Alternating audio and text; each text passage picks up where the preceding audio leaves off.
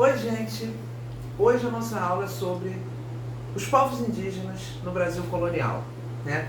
Para a gente mudar alguns mitos que a gente ouve por aí, para a gente entender melhor como era a convivência desses povos entre eles e também com os europeus depois dessa chegada deles aqui no território onde hoje se situa o nosso país, tá bom? E eu vou começar trazendo uma música para vocês, uma música lá do norte, de dois compositores de Belém. Ela se chama Pátria Mata e ela diz o seguinte: Tupinambá, Caiapoca, Maiorá, Munduruku, Atruari, Caxinauá. Este rio e esta terra foram palcos de guerra. Esta mata, esta gente, este povo valente, muitas luas viveu nesta beira de rio. Esta mata já foi pátria também. Salve as nações de guerreiros, eternos herdeiros que o tempo esqueceu. Olha o clamor da floresta e o punhado de cinza que resta na palma da mão. E depois tem um refrãozinho com um canto indígena muito bonito. Essa música, deixa eu só garantir aqui o nome dos compositores, que é importante, né? É do Tony Medeiros e do Hinaldo Cursino. São dois compositores lá de Belém. E por que eu estou trazendo essa música?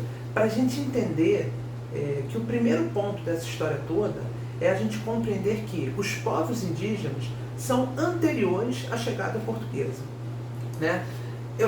Claro que para algumas pessoas isso até pode parecer, óbvio, claro, se eles são originários, eles já estavam aqui nesta origem, né? Mas não é exatamente assim. Muita gente cria alguns tipos de confusão. Então a gente tem que, não tem que ter vergonha não, tem que falar mesmo, olha, esse ponto aqui eu não me lembro, esse ponto aqui eu não sei, faz parte do nosso aprendizado, né? E aí, a gente vai falar aqui de algumas nomenclaturas, por exemplo, que acabaram saindo um pouco erradas no registro da história, por conta do desconhecimento dos portugueses e também de um grande preconceito, né? Vocês estão vendo essas marcações aqui em X vermelho, ó? Esses X todos aqui na costa do mapa, onde hoje é o Brasil, né? Esse X representava, segundo os portugueses, os povos tupi. E de fato, o tronco linguístico tupi-guarani, que abarca, né, vários povos, eles estavam organizados no litoral. Só que o grande problema dessa nomenclatura é que os portugueses resolveram chamar os povos lá do interior, todos misturados, de tapuia. Só que tapuia não quer dizer povos do interior, tapuia quer dizer povo bárbaro em tupi-guarani. E aí os portugueses misturaram no mesmo balaio, né, todos os povos que viviam no interior, porque segundo os portugueses eram povos mais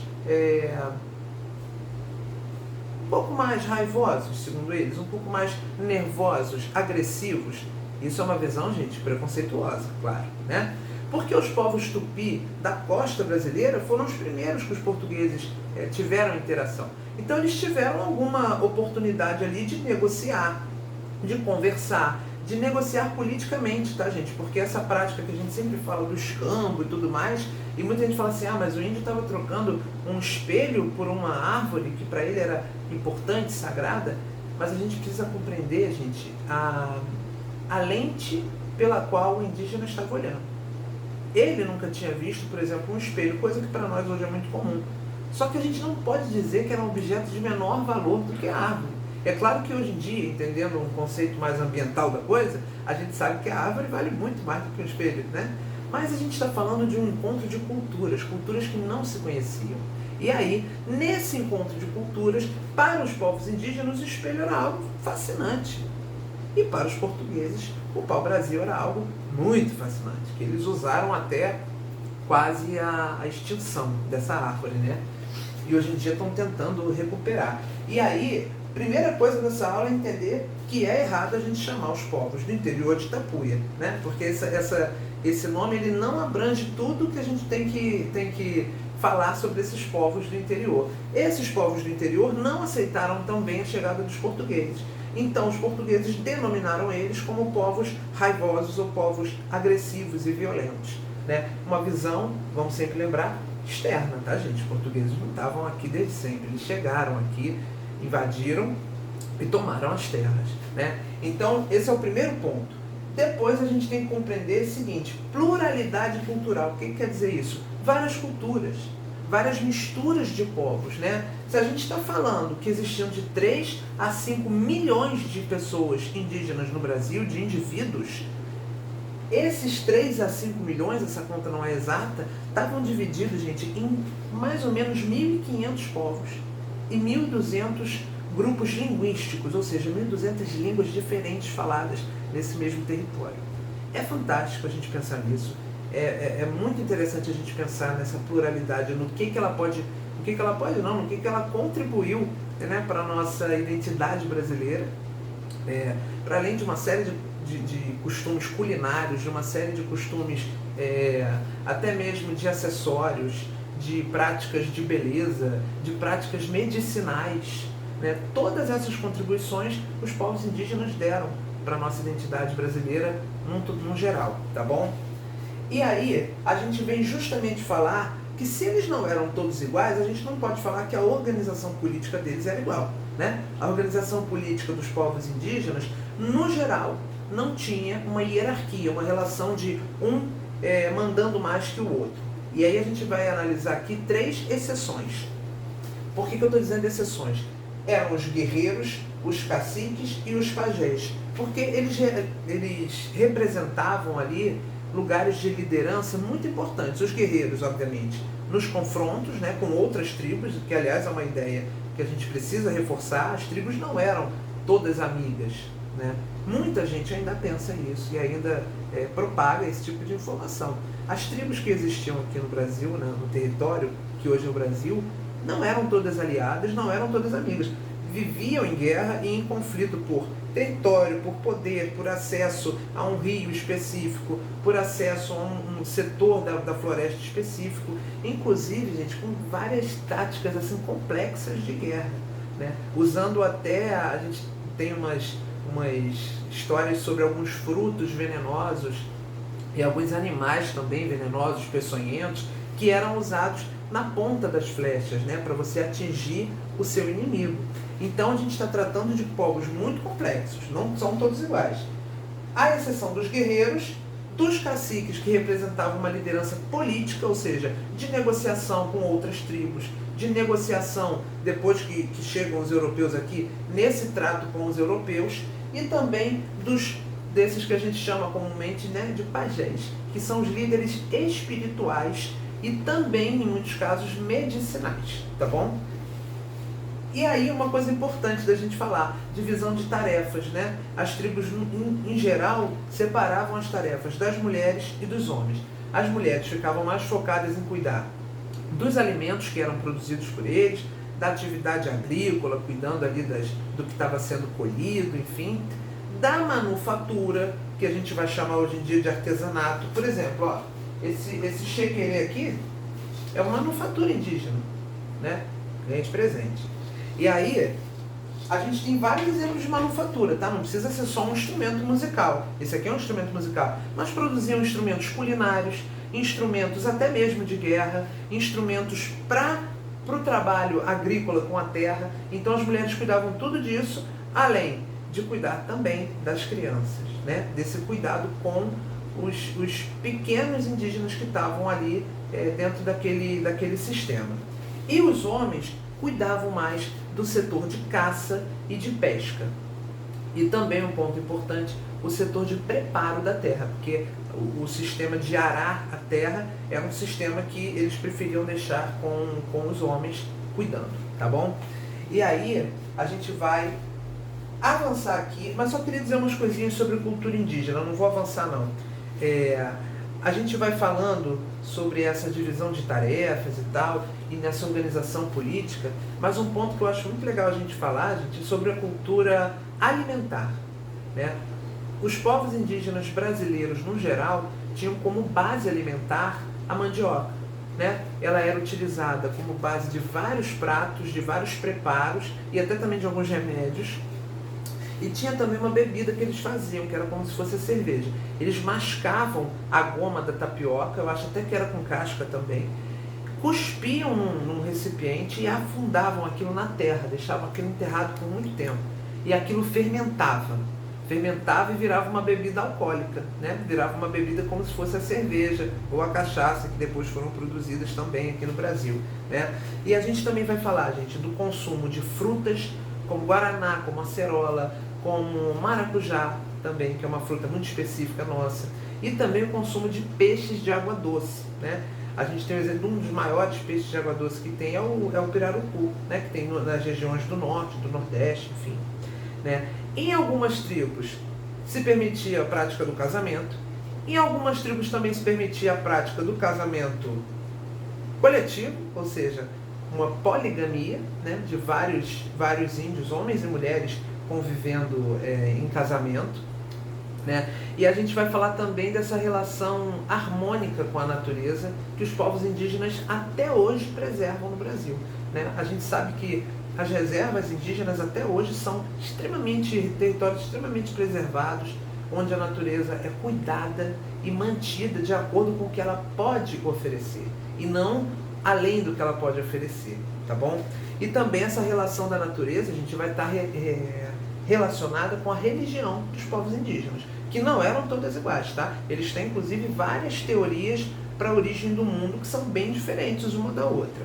E aí também tem práticas que a gente vai ter muito específicas de tribos localizadas. Por exemplo, a tribo Tupinambá, que estava aqui no setor do Sudeste, os portugueses chegaram a entrar em contato bastante, tinha a prática da antropofagia, né? Eles comiam a carne do seu inimigo que era derrotado no confronto, pensando que neste ato de você digerir essa carne, você estava ganhando a força daquele guerreiro inimigo seu, né? E as pinturas corporais, os acessórios, tudo isso vai variar de grupo para grupo, tá bom, gente?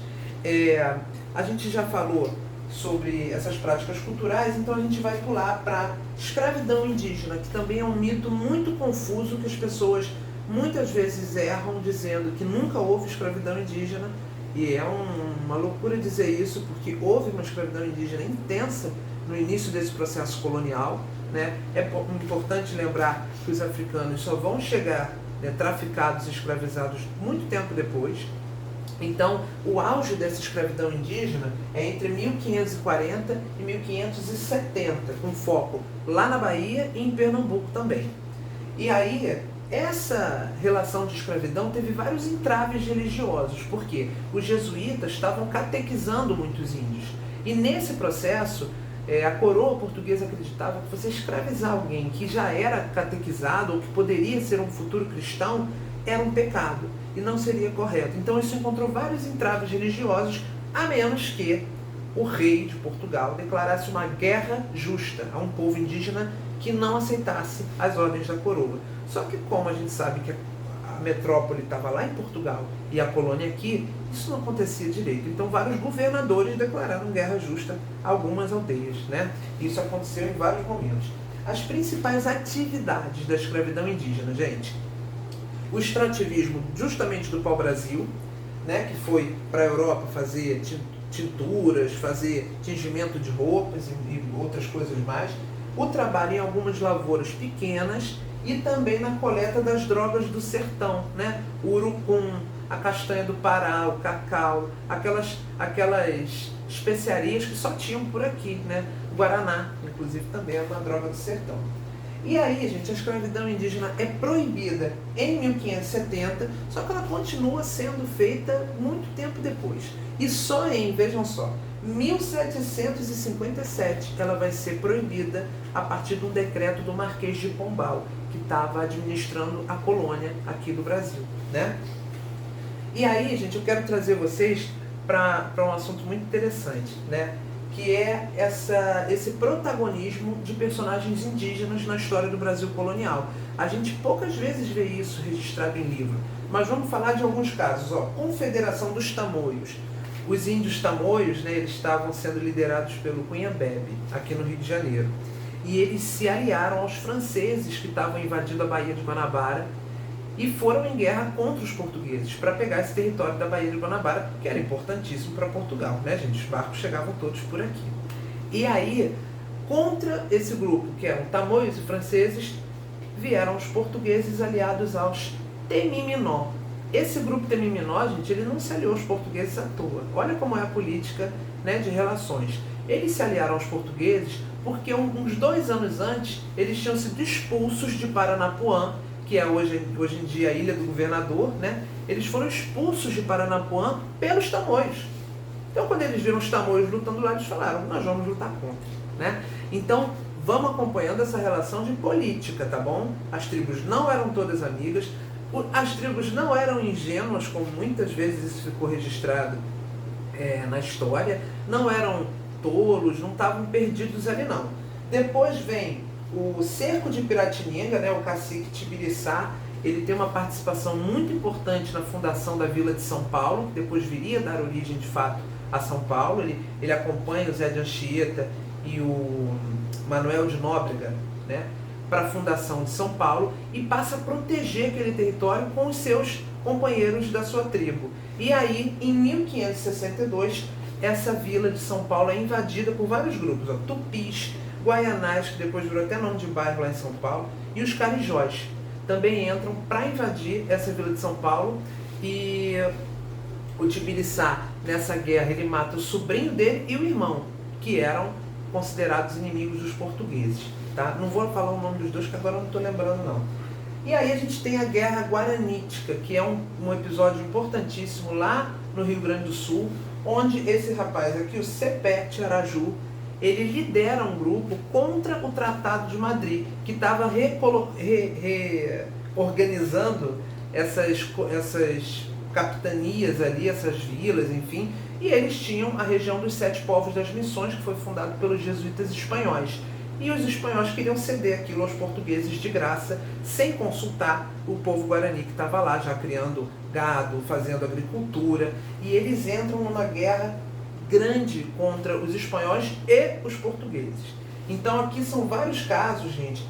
E lá nos Tamoios e nos Temiminó, esqueci de falar do Araribóia. Ele era o líder dos Temiminó. E ele ajudou os portugueses a conquistarem a Baía de Guanabara. Aqui a gente vai falar bem rapidinho sobre o Conselho Ultramarino, que era um órgão que existia para cuidar das questões da colônia. E o Conselho Ultramarino, gente, registrou vários pedidos judiciais de indígenas para valer os seus direitos, né? Contra a sua escravização, depois que ela foi considerada ilegal, pedindo demarcação das suas terras e pedindo, por exemplo, aumento de salários e várias outras coisas mais. Os indígenas não ficaram aguardando acontecer alguma coisa, eles entraram inclusive com processos judiciais.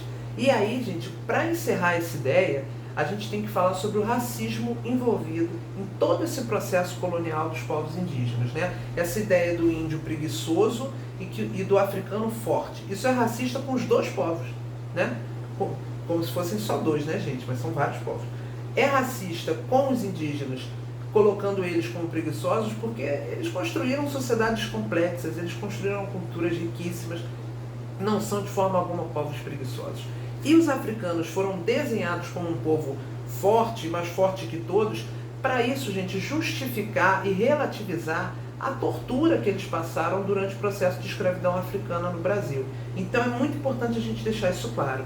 E no caminho para o fim da colônia, né, não foi também um processo tranquilo. O fim da colônia foi se encaminhando, o império chegou e os povos, por exemplo, Kayapó, Chavante, Botocudo e vários outros entraram em oposição ao império, porque o império queria cercear os direitos desses povos, né, e querendo civilizar eles, que é uma palavra péssima, como se eles não fossem povos civilizados, tornando eles cidadãos do novo império. E isso não aconteceu de fato, porque os povos indígenas resistiram muito, e até hoje resistem, né, gente? Vale lembrar que a gente falou que eram cerca de 1.500 povos em 1500, e hoje, esse ano, em 2023, foram registrados apenas 226 povos, né? E existe um apagamento gigantesco, histórico, das informações da cultura indígena no Brasil. Essa foi a nossa aula e eu vou encerrar por aqui, tá bom? Um abraço.